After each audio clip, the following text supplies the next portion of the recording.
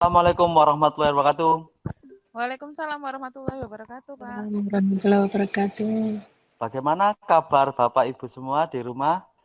Alhamdulillah, baik, Pak. Alhamdulillah sehat, Pak. Masih tetap sehat? Tetap semangat, Pak. Ya, oke, saya absen dulu. Bu Yeni Anantasari, bagaimana Bu keadaan di sana, Bu? Apakah sudah lancar, sudah merah atau masih hijau? Oh, ini Pak, orange, Pak. Semakin memanas soalnya liburan, Pak ya. Semakin merah. Kalau Bu Elisa, bagaimana Bu? Sama Pak, oren Pak. Ya, semoga kita nanti ketemu semester depan kita bisa melaksanakan pembelajaran dengan lancar. Amin. Amin, amin. Ya, sebelum kita mulai, sebaiknya kita itu dulu, apa namanya? Berdoa dulu. Oke, silakan berdoa dimulai.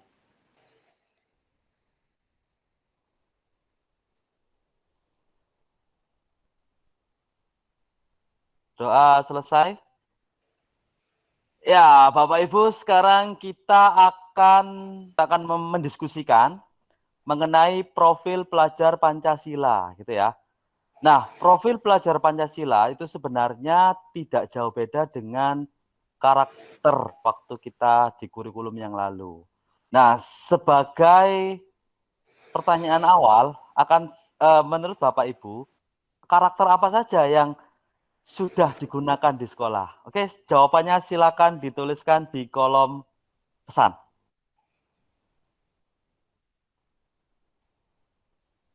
Ya, Bu ya, ini jujur, mandiri, beriman. Silakan Bu Elisa. Taat beribadah. Oke, sebelum itu dulu, sebelum kita lanjutkan, silahkan Bu Yeni dulu diceritakan bagaimana penerapan karakter, penerapan konkretnya Bu ya, di sekolah itu seperti apa, yang mencerminkan jujur, mandiri, dan beriman. Silakan Bu. Makasih Pak. Kalau beriman seperti biasa di sekolah kami setiap datang ada sholat ada baca tahlil, ada sholat zuhur berjamaah. Sedangkan kalau jujur diharapkan siswa untuk pada saat ujian misalkan jujur dan mandiri ini bisa kelihatan. Jadi mereka harus mengerjakan sendiri, jujur tidak usah foto. Yang kedua ada kantin kejujuran Pak. Nah, kiranya dia itu jujur nggak bayar diri meskipun tidak ada yang nungguin. Begitu Pak, penerapan di sekolah saya.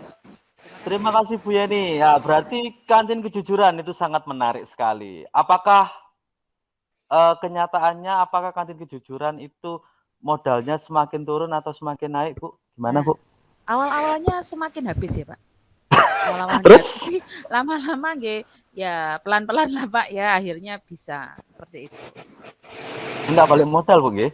Enggak pas awal-awal untuk pembelajaran anak-anak, tapi lama-lama karena di samping kantin kejujuran itu kan ada CCTV ya. Untuk enggak percaya sakjane, Pak ya, tapi ada CCTV. Jadi kita bisa tahu gitu. Ya, terima kasih Bu Yani. Sekarang monggo Bu Elisa, bagaimana diceritakan di sekolah, bagaimana di sini menuliskan taat beribadah. Monggo, silakan. Biasanya Pak, kalau di sekolah itu, kalau jam pagi kan otomatis sudah jam 7, tapi untuk jam siangnya itu kita istirahat itu patokannya pada azan Pak. Jadi sebelum azan itu bel istirahat sudah dibunyikan. Jadi pada saat azan itu anak-anak dibiasakan untuk sholat berjamaah di masjid sekolahan. Itu contohnya Pak. Semua siswa Bu nggih, berarti Bu nggih? Iya Pak, tapi ada giliran gitu loh Pak. Jadi 1 kali jamaah selesai nanti ganti jamaah selanjutnya seperti itu. Biasanya seperti itu karena masjidnya memang enggak cukup. Untuk penerapan apa namanya, biasanya kan ada siswa yang ngelimput, istilahnya ngelimput apa ya? Enggak salah jamaah gitu Bu. Apakah ada antisipasi dari sekolah Bu? Enggak juga, enggak ada sih Pak kalau antisipasi dari sekolah. Cuma mungkin guru agamanya yang lebih lebih attention, lebih perhatian. Biasanya kan lebih perhatiannya ke situ adalah guru agamanya, karena guru agamanya juga ada yang bapak-bapak, jadi sering mesti ngimami, juga takmir masjidnya juga ada, jadi sering yang ngimam pertama itu juga guru agamanya gitu. Berarti semuanya diserahkan ke guru agama, Bu, nggih? Enggak juga sih sebenarnya, cuma Bukan. yang memantau lebih ke guru agamanya.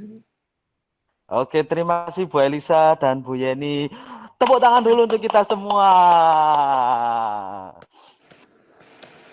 Pakai cuan? Nggak perlulah. Ya, oke. Pada saat ini kita akan berbicara mengenai profil pelajar Pancasila. Semua bisa jelas, Kurang Bapak besar, Ibu? Pak. Kurang besar. Kurang besar. Saya perbesar dulu. Nah, sip. Oke. Nah, pada saat diskusi kita kali ini, kita akan membicarakan mengenai apa yang dimaksud dengan profil Pancasila. Dan kemudian dimensi-dimensi profil Pancasila dan kegunaan profil Pancasila. Tapi pada pertemuan ini kita tekankan pada dimensi-dimensi profil Pancasila. Nanti mengenai maksud, tujuan, dan kegunaan akan dibuat tugas asinkronus. Nah, sudah bisa.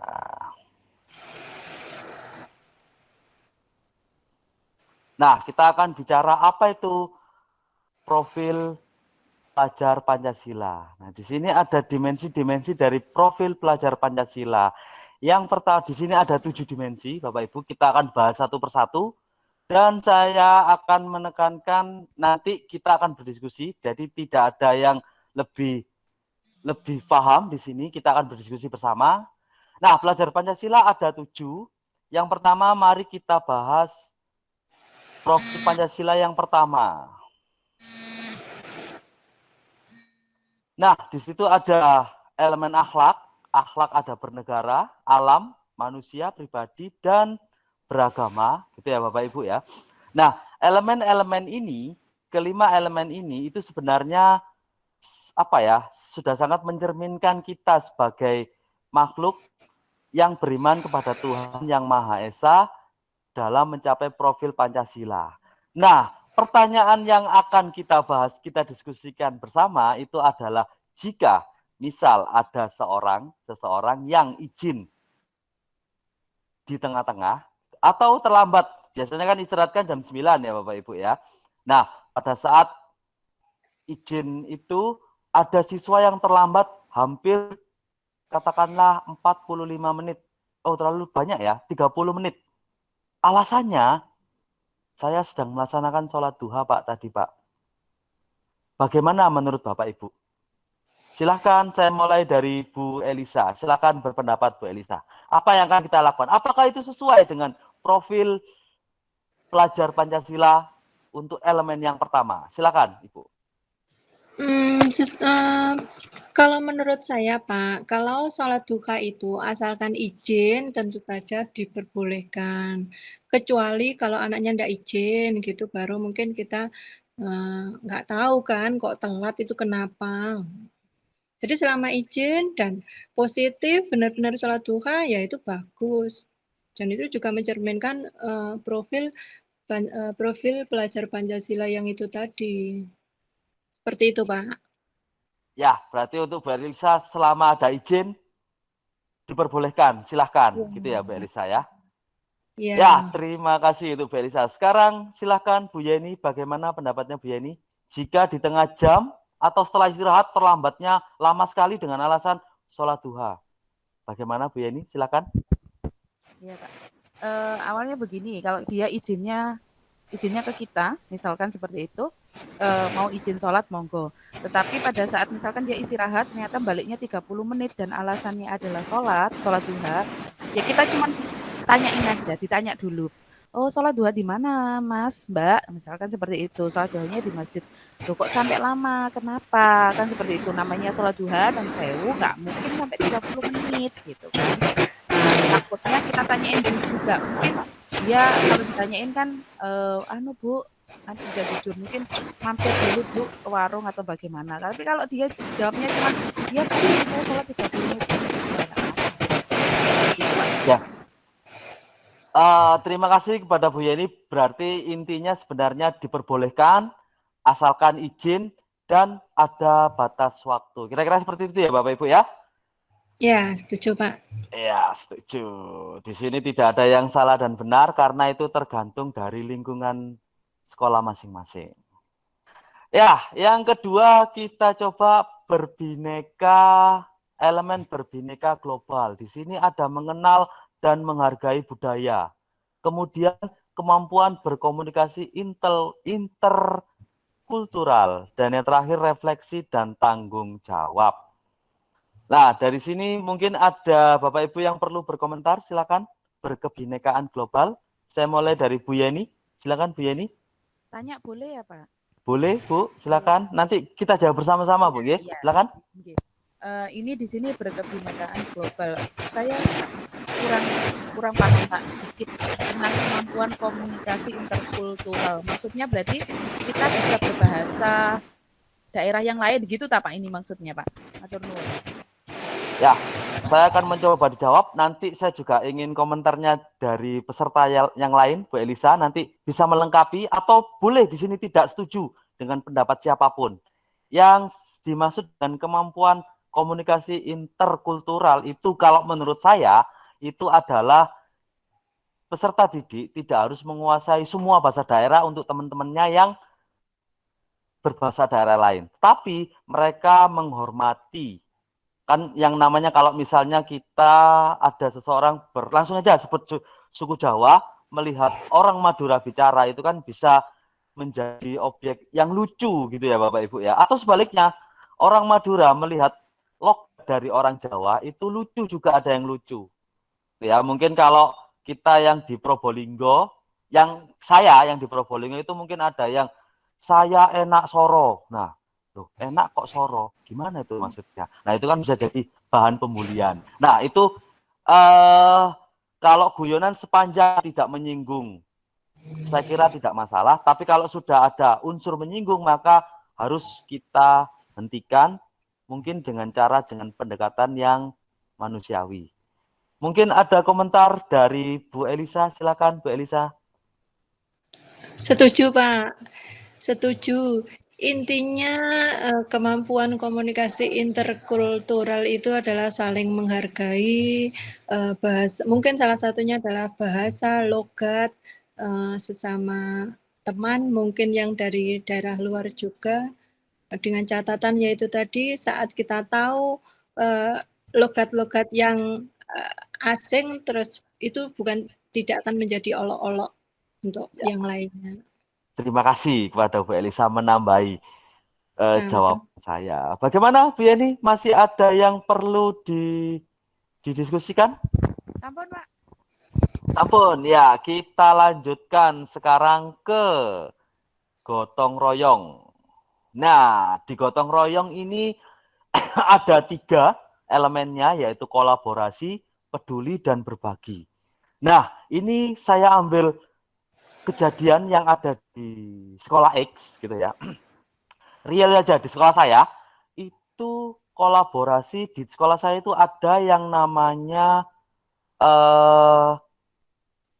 apa ya, saya kok lupa namanya sampean. Korsa, jiwa korsa. Jadi, jiwa kebersamaan. Tetapi masalahnya kebersamaan itu pada saat ujian. Jadi mereka saling memberikan jawaban dengan alasan berkolaborasi. Nah, sekarang saya minta pendapat Bapak Ibu bagaimana jika terjadi kondisi seperti itu. Apakah itu sesuai dengan elemen gotong royong atau bagaimana? Atau mungkin ada pendapat yang lain? Silakan. Saya mulai dari siapa dulu? Sekarang boleh angkat tangan dulu. Siapa yang ingin berkomentar dengan kondisi yang seperti itu? Ya, silakan Bu Yeni. Iya Pak. Memang kadang-kadang anak-anak itu juga persahabatan lah, logikanya begitu, itu kental. Kalau masalah ujian, bilangnya ini Bu persahabatan saya. Jadi kalau ujian kalau sing siji bener ya bener kabeh, lek salah ya salah kabeh gitu. Nah, tapi apakah ini termasuk profil pelajar Pancasila? Nah, ini bukan. Jadi gotong royong dimaksud di sini adalah bukan terus gotong royong bekerja sama dalam bentuk akhirnya kecurangan seperti itu. Ya, terima kasih kepada Bu Yeni. Berarti kata kuncinya itu adalah kolaborasinya tidak dalam artian yang dalam tanda kutip kecurangan, gitu Bu ya. Betul, nggih, Pak. Terima kasih kepada Bu Yeni. Sekarang saya minta kepada Bu Elisa untuk berpendapat. Bagaimana, Bu Elisa? Silakan. Setuju, Pak. Gotong Setuju? royong, setuju. Dalam hal ini yang gotong royong kita akan memberi pengertian pada anak bahwasanya yang namanya kolaborasi di sini adalah dalam hal misalkan melaksanakan tugas proyek, tapi yang bukan ulangan, seperti itu. Jadi anak-anak diberi pengertian bedanya gotong royong di sini. Kalau ulangan cenderung arahnya ke seperti Bu Yeni tadi, arahnya adalah ke kecurangan. Seperti itu mungkin, Pak. Berarti sepakat semua, berarti gotong royongnya di sini dalam tanda kutip gotong royong yang bermanfaat dan tidak melanggar etika. Mungkin bisa begitu kalau saya rangkum dari penjelasan Bapak Ibu semua. Seperti itu, Bapak Ibu? Setuju, Pak? Ya, setuju. Setuju. Ya, kita lanjutkan sekarang ke berpikir kreatif. Nah, di sini berpikir kreatif itu ada dua elemen. Yang pertama, mengharuskan gagasan yang orisinal. Dan yang kedua, mengharuskan karya dan tindakan yang orisinal. Nah, saya pernah mendengarkan pepatah ini Bapak Ibu ya, tidak ada yang baru di bawah terik matahari. Seperti itu. Berarti istilahnya artinya, berarti kalaupun itu baru, itu adalah pengulangan dari yang lalu atau modifikasi dari yang lalu. Seperti itu Bapak Ibu. Nah, apakah mungkin kita terapkan elemen berpikir kreatif dalam untuk memenuhi profil pelajar Pancasila? Seperti itu. Oke, silakan. Tadi sudah Bu Yeni yang pertama kali, sekarang monggo silakan Bu Elisa untuk menyatakan pendapat bagaimana kreatif yang dimaksud di profil pelajar Pancasila. Kalau menurut saya itu juga kreatif, Pak. Memodifikasi itu juga salah satu contoh bentuk dari kreativitas. Modifikasi. Jadi menggabungkan dari beberapa unsur sehingga itu tadi kan jenengan jelaskan kalau ada hal yang lama terus ditambahi dimodifkan seperti itu, jadilah hal yang baru. Dalam hal ini menurut saya itu juga salah satu bentuk dari kreativitas. Begitu, Pak. Terima kasih kepada Bu Elisa. Jadi walaupun tidak ada sesuatu yang baru, kita modifikasi yang lama, itu juga termasuk tindakan yang kreatif gitu Bu ya. Iya. Ya, saya minta pendapat, terima kasih kepada Bu Elisa. Sekarang saya minta pendapatnya Bu Yeni, silahkan. Sama Pak, setuju saya sama dengan Bu Elisa. Jadi kalau membuat baru aja, misalkan kita agak kesulitan sama anak-anak, jadi apa salahnya kita meniru, tetapi setelah ditiru itu diamati, ditiru, terus dimodifikasi tadi. Jadi tidak plagiat langsung boten gitu. Jadi mana yang menurut ini lebih baik untuk kalian, mana yang enggak. Maksudnya misalkan contoh kalau di jurusan kita saya ngambil resep aja lah, resep masakan gitu kan, tidak semua masak tempe itu bahannya seperti ini kan, bisa ditambah bumbu apa dan lain sebagainya. Ya, terima kasih kepada Bu Yeni dan Bu Elisa sudah menyatakan pendapat untuk elemen berpikir kreatif. Nah, sekarang saya tertarik dengan berpikir kreatif dalam pembelajaran kita matematika. Mungkin ada pendapat dari Bapak Ibu bagaimana kita menanamkan elemen berpikir kreatif dalam pembelajaran matematika. Kalau mungkin kesenian sudah pasti harus pekerja kreatif Bu ya. Tapi kalau matematika bagaimana menanamkan kreativitas dalam pembelajaran matematika? Mungkin saya minta pendapat Yang bersedia, silakan. Angkat tangan, silakan angkat tangan. Ya, silakan Bu Yeni. Bisa dijelaskan bagaimana pembelajaran menanamkan berpikir kreatif dalam matematika. Silakan. Coba ya Pak, tapi saya juga belum pernah sebenarnya. Mungkin begini, mungkin anak-anak di kreatif itu misalkan kita ngasih soal, mereka mendapatkan, misalkan kita kasih cara seperti ini, ada contoh cara ini, tapi dia menemukannya dengan caranya dia sendiri, tetapi benar gitu loh. Nah itu mungkin adalah salah satu elemen kreatifnya anak untuk menemukan. Jadi misalkan cara itu yang lain satu, dia bisa menemukan dua cara, tiga cara. Nah itu mungkin Pak salah satu contohnya. Oke, terima kasih kepada Bu Yeni. Sekarang silakan monggo Bu Elisa, bagaimana berpikir kreatif dalam pembelajaran matematika. Monggo, silakan Bu Elisa. Pada intinya sama Pak dengan Bu Yeni, saya juga setuju. Dulu pernah saya punya peserta didik, saya lupa mata pelajaran babnya apa itu. Nah, saya kasih penjelasan panjang gitu, anaknya bingung, diem gitu. Terus saya kasih tugas, besoknya ngumpulkan itu dia to the point, tapi dia bilang saya punya cara sendiri Bu, gitu. Terus caranya dari mana? Kan saya gitu. Saya cari di YouTube Bu, gitu. Dan hasilnya benar, ya oke, saya enggak, oke silahkan, gitu. Itu contoh kreativitas anak mungkin Pak. Ya, terima Elemen kasih kreatif. kepada Bu Elisa. Ada pendapat lagi, Bu Elisa, silakan.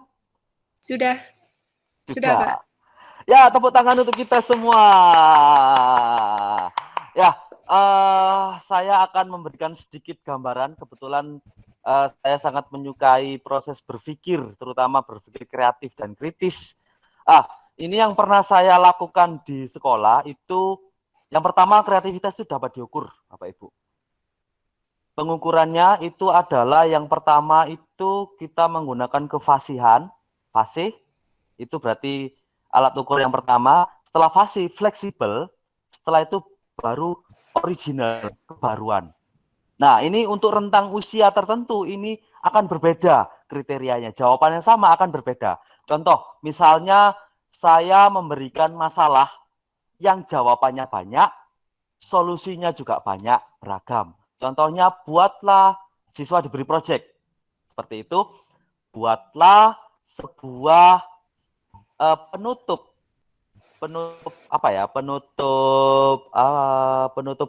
atap gitu ya, atap terbuat dari besi yang luasnya 60 cm persegi.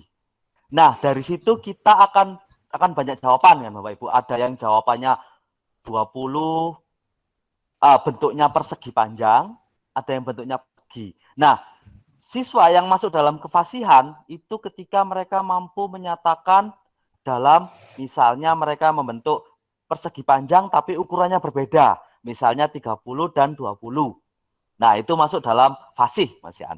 Tapi kalau fleksibel, yang satunya itu bentuknya persegi panjang, yang satunya lingkaran. Nah, itu masuk dalam fleksibel. Yang original, bentuknya sudah bukan bangun-bangun datar yang sederhana, tapi bangun datar yang itu, tapi dia mampu membuktikan bahwa itu luasnya 60 cm persegi. Nah, itu mungkin salah satu contoh, dan masih banyak contoh lain. Nah, seperti itu. Mungkin ada pendapat dari Bu Yeni dan Bu Elisa, silakan. Ada pendapat? Mboten Pak, cuma tanya aja. Begitu Bapak lakukan itu bisa beberapa kali pertemuan atau sekali pertemuan gitu anak-anak langsung bisa seperti itu? Biasanya untuk pertama kali diberikan itu siswa itu takut untuk berpikir, Bu, karena apa ya, istilahnya di sekolah saya itu kebanyakan agak kurang percaya diri untuk menyatakan pendapat. Nah, itu kadang di pertemuan 1-2 itu awal-awal kita berikan masalah open ended, itu biasanya mereka itu masih takut-takut, jangan-jangan nanti saya salah, jangan-jangan ini pemikiran saya salah. Nah, yang ditanamkan pertama kali itu adalah kalian di sini boleh salah tidak apa-apa. Yang tidak boleh itu adalah yang ngantuk, males. Nah, mungkin seperti itu, Bu. Jadi untuk awalnya, jadi mereka merasa aman dulu berpendapat tanpa dihina temennya, tanpa dibully temennya, dan dibully oleh kita sendiri sebagai guru. Sekonyol apapun jawaban mereka, atau mungkin jawabannya salah. Jadi itu dulu yang perlu ditanamkan. Mungkin ada kondisi lain di sekolah lain, siswanya sudah percaya diri, mungkin berbeda. Silahkan, monggo. Jadi itu yang pernah saya lakukan. Seperti itu. Gimana, Bu Yeni? Oke, Pak. Makasih. Mungkin ada tambahan dari Bu Elisa, pengalaman tentang menanamkan berpikir kreatif untuk siswa di sekolahnya. Silakan, Bu Elisa. Ya, kayak itu tadi, Pak, kayaknya.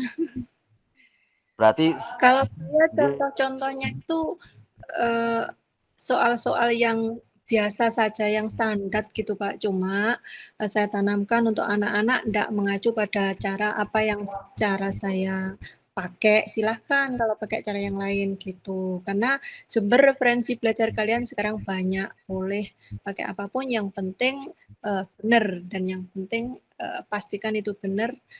Langkah-langkahnya benar dan hasilnya juga benar. Seperti itu aja, Pak. Ya, terima kasih kepada Bu Elisa melengkapi dari diskusi kita.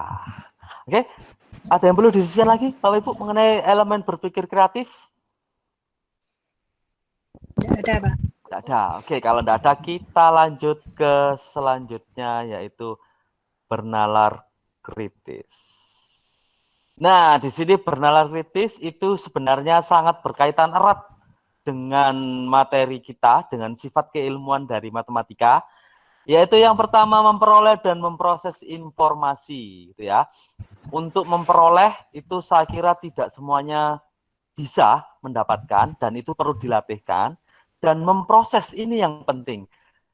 Kenapa? Karena tantangan dari siswa kita itu justru mereka tiap hari dihantam oleh informasi entah berkualitas, entah tidak berkualitas, atau malah hoax. Jadi seperti itu. Terus yang kedua, setelah informasi diproses, maka dianalisis dan dievaluasi.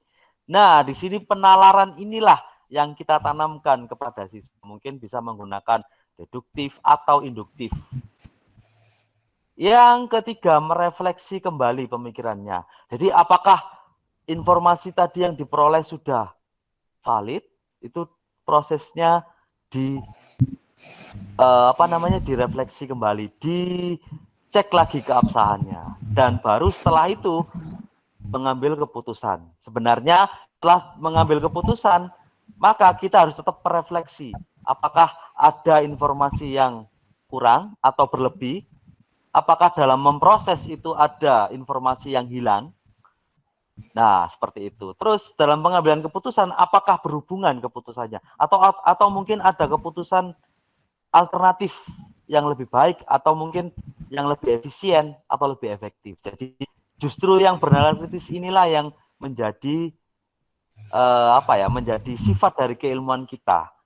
Mungkin ada pendapat dari sebentar. Sebelum ada pendapat, ya silakan. Mungkin ada pendapat dari Bapak Ibu sekalian sebelum saya lanjutkan.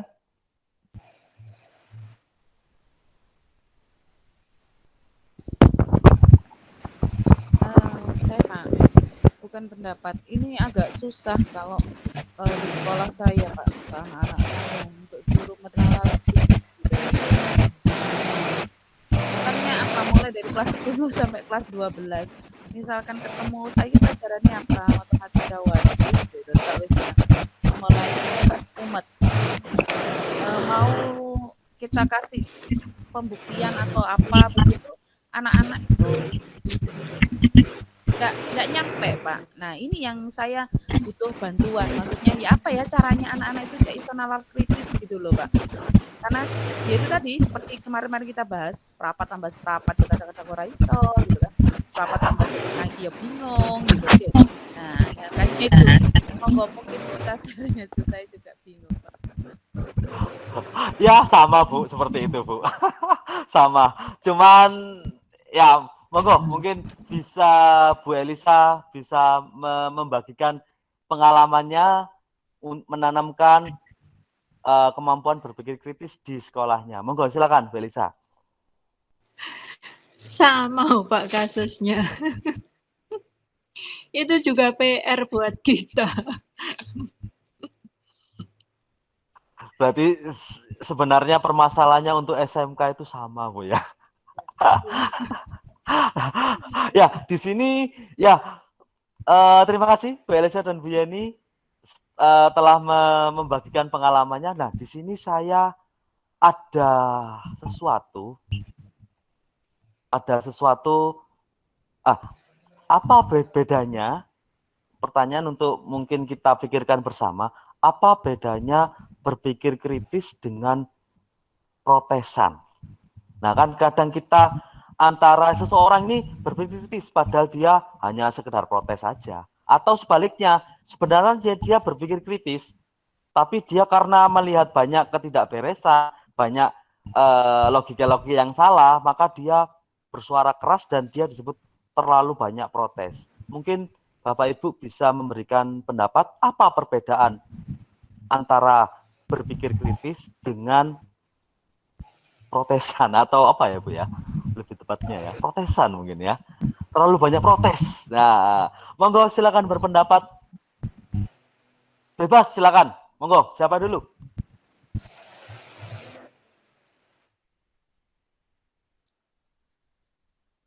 Kalau menurut saya, Pak, intinya Monggo.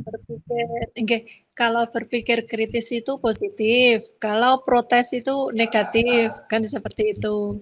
Jadi kalau yang namanya berpikir kritis itu kita cenderung memandang sesuatu itu dari segi positifnya, segi baiknya.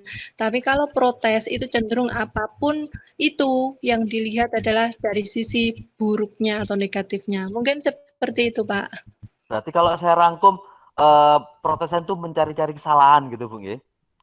Ya, biasanya seperti itu. Meskipun tidak semua, tapi kecenderungan, Pak. Oke. Terima kasih pada Bu Elisa. Mungkin bisa ditambahin? Ada lagi, Bu Elisa, silakan. Ya, itu menurut saya seperti itu, Pak. Oke. Terima kasih kepada Bu Elisa. Sekarang monggo Bu Yeni, silakan. Mungkin ada pendapat. Beda tipis ya Pak, kritis sama protes gitu ya. Jadi kalau ada anak seperti itu kadang-kadang iki protes atau kritis gitu kadang-kadang. Nah, kalau protes itu biasanya anak seperti katanya Bu Elisa memang arahnya ke negatif atau tidak dapat dipertanggungjawabkan. Jadi misalkan, oh ini nih, apa dasarmu ngomong kayak gitu? Nah, itu dia tidak punya dasar. Jadi kalau orang bernalar kritis tahu dasarnya. Misalkan siji tambah siji loro, lo kok iso? Ya iya, ini kan kalau ini tambah ini. Nah, seperti itu Pak. Itu mungkin tambahan sedikit saja. Ya, intinya itu pada hampir sama sebenarnya Bu ya. Antara kritis dan pendapatnya Bu Elisa dan Bu Yeni hampir sama, yaitu apakah dia mengarah ke positif atau mengarah ke negatif. Itu Bu ya. Ya, terima kasih kepada Bapak Ibu sekalian. Tepuk tangan dulu. Silakan tepuk tangan. Nah, ini ada lagi pertanyaan yang menarik. Bagaimana cara menanamkan berpikir kritis, karena ini sesuai bidang kita sebenarnya, dalam pembelajaran matematika. Nah, silahkan.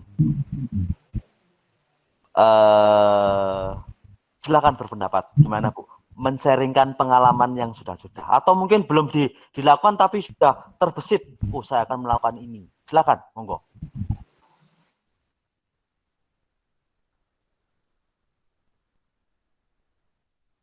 Monggo, silakan. Ya apa ya Pak? Susah ya Pak. Karena hitung aja sulit Bu, siswa kita Bu. Ya ini ya takutnya kita jadi kita wes koy underestimate dulu sebenarnya sih nggak boleh. Sudah tahu apa ya katanya awal-awalnya itu loh di awal wis tahu anaknya seperti apa dan lain sebagainya. Makanya katanya boleh kritis sih KKN-nya urung nyampe kadang-kadang kan ngono ya Pak. Bingung ini gimana ya kira-kira? Mungkin Pak Bayu bisa ngasih contoh. Monggo Pak Bayu, ayo. Tuh, monggo kepada tadi Bu Yeni sudah. Sekarang monggo Bu Elisa gimana? Apa namanya? Bagaimana cara pengalaman yang sudah atau yang masih dalam rencana? Monggo silakan Bu Elisa. Monggo. Bingung, Pak, masih bingung ini. Karena sudah mungkin sama karakternya Bu ya. Siswa-siswa kita Iya, sama mungkin. Pas. Pas. Oke, ya saya mungkin akan memberikan sedikit sebenarnya dan nanti bisa ditambahi. Karena kebetulan aja Bu. Kreatif dan kritis ini menjadi kesukaan saya, gitu, kesukaan saya. Kalau berpikir kritis itu saya biasanya menggunakan problem posing. Di awal memang sangat-sangat sulit sekali. Sangat-sangat sulit sekali. Ya itu tadi, kalau saya lihat masalah terbesarnya itu adalah mereka malu berpendapat, malu menyatakan pendapatnya, jadi seperti itu sebenarnya. Tapi kalau mereka sudah percaya diri sebenarnya luar biasa mereka. Jadi problem posing yang biasanya saya tanamkan itu yang pertama itu adalah materi yang berdasarkan penilaian kita itu masih terjangkau sama mereka. Jadi problem posing itu kan siswa dipancing untuk kita memberikan pernyataan, siswa dipancing untuk memberikan pertanyaan dari pernyataan itu. Misalnya contohnya,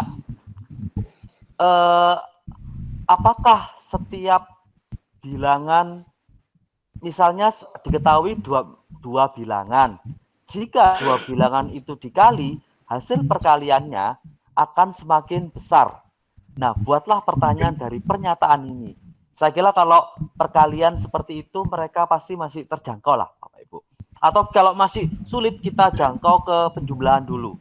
Saya kira bisa lah anak-anak penjumlahan. Baru nanti kita giring mereka untuk itu. Tapi biasanya kalau mereka sudah itu, pertanyaannya kadang merepotkan kita. Mungkin ada tambahan dari Bapak Ibu? Silakan. Ada yang berkomentar? Monggo. Pas Pak, nanti coba kita coba. Masih belum dicoba Bu, ya? Masih dicoba dulu. Ya. Nah, makanya saya senang sekali dengan kurikulum baru ini yang tidak harus ada kewajiban untuk menghabiskan kompetensi dasar, menghabiskan materi. Jadi kita bisa lebih mengeksplorasi kemampuan siswa-siswa kita. Walaupun mungkin materi yang diberikan sedikit, tapi karakter yang bisa ditanamkan lebih banyak. Jadi seperti itu. Oke, ada komentar sebelum saya lanjutkan? Setuju. Oke. Ada komentar sebelum saya lanjutkan? Cukup, Pak. Pas. Sekarang yang terakhir yaitu bersifat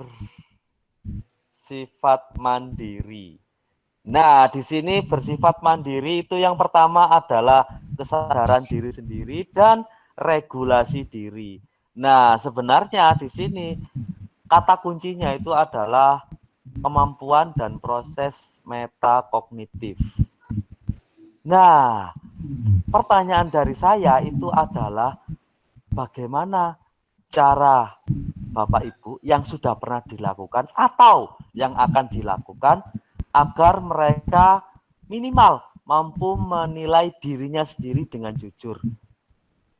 Silakan berkomentar. Saya mulai dari siapa dulu ya? Monggo, Bapak Ibu. Ya, saya ya. Ya Pak ya. Bu Yani dulu, monggo Bu Yani. Untuk menilai diri sendiri siswa itu biasanya kita seperti kalau dulu itu kita kayak kasih bukan soal Pak, kayak pertanyaan tentang kejujuran dia sendiri. Misalkan di situ kamu bisa menilai dirimu sendiri, apakah saya mencontek, misalkan seperti itu, apakah saya sudah melakukan tadi misalkan membuat apa dan lain sebagainya. Nah, itu kita kasih pertanyaan seperti itu jujur, nanti kita kumpulkan, nah kita bisa menganalisa dari situ Pak. Nah, itu mungkin cara melihat kejujuran, maksudnya bukan kejujuran, karakternya anak itu seperti apa. Makasih. Ya, tepuk tangan untuk Bu Yeni. Sekarang selanjutnya Bu Elisa monggo berkomentar bagaimana cara melatih metakognitif siswa. Silahkan, monggo. Sama Pak kayak Bu Yeni. Kalau penilaian diri sendiri itu biasanya pakai rubrik gitu ya Pak ya.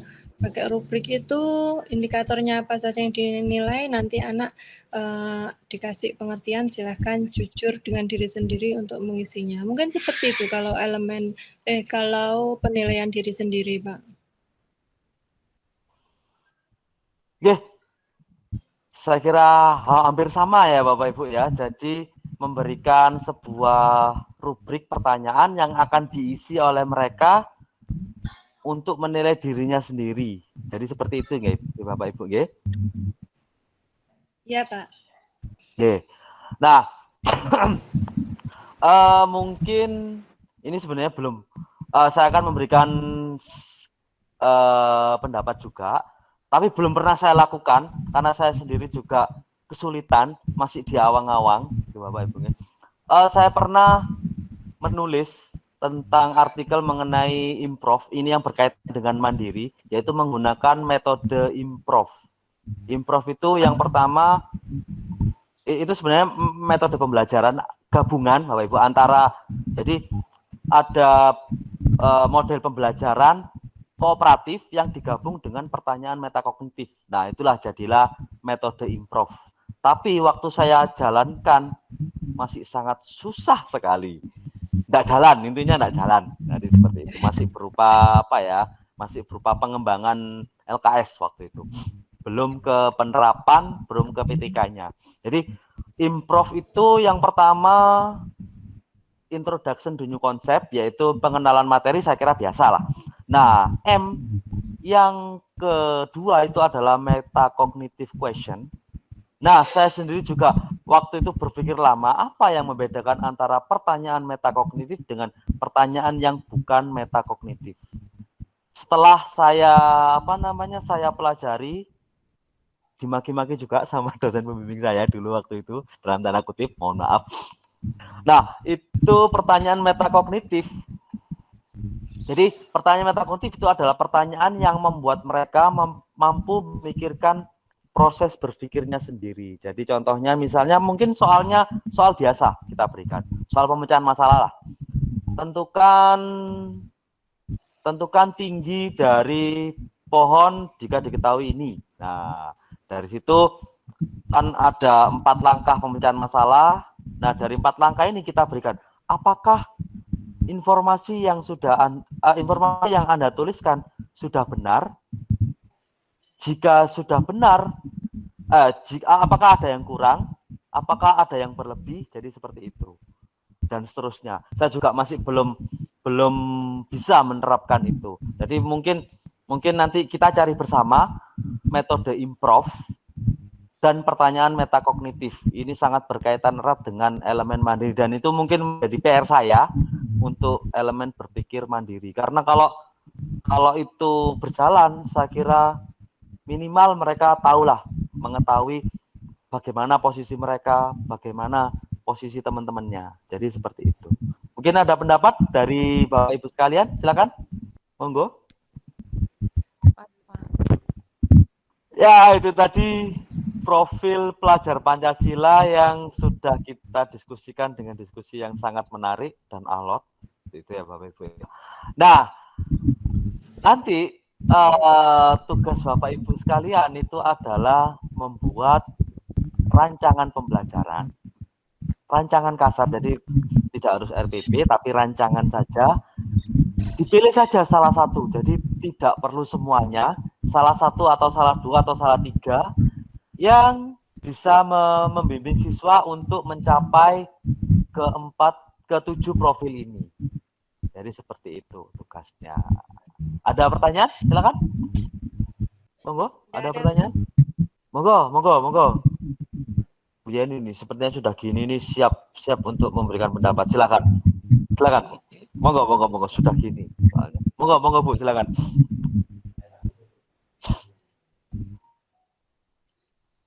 Atau Bu Elisa, monggo Bu Elisa, mungkin ada pertanyaan dari itu?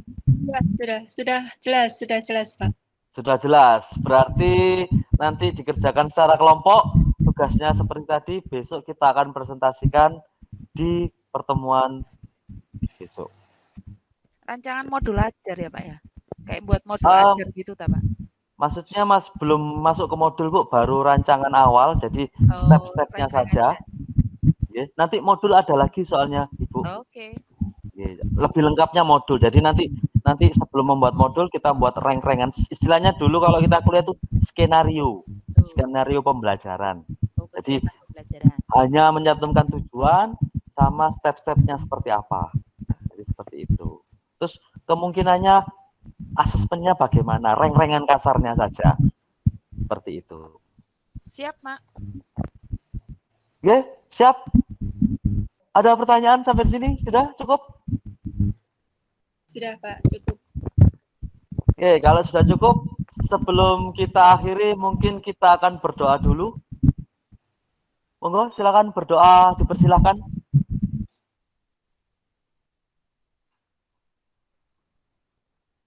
Berdoa selesai.